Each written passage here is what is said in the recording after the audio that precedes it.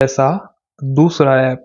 Okay, काफ़ी लोग angel one को यूज़ करते हैं। अब अगर आप एप्लीकेशन से खुश नहीं है, लाइक ग्लिच आपको ज़्यादा मिल रहे हैं, कुछ प्रॉब्लम आ रहा है आपको, चार्जेस आपको ज़्यादा लग रहे हैं, तो दूसरा एप्लीकेशन देखिए। मार्केट की अगर मैं बात करूँ तो एंजल वन जैसे काफ़ी सारे एप्लीकेशन आपको मिलेंगे, ठीक है। ऐसा नहीं कि हूबहू सेम इंटरफेस मिलेगा, बट इसके साथ में जैसे कि आपको ग्रो एप्लीकेशन मिलता है, धन एप्लीकेशन आपको मिलता है, अपस्टॉक से आपको मिलता है जो कि काफ़ी पॉपुलर है, देन आपका जीरोदा हो जाता है। ऐसे ही, ऐसा नहीं कि एंजल वन के कॉम्पिटिटर नहीं है, एंजल वन के कॉम्पिटिटर बहुत सारे हैं।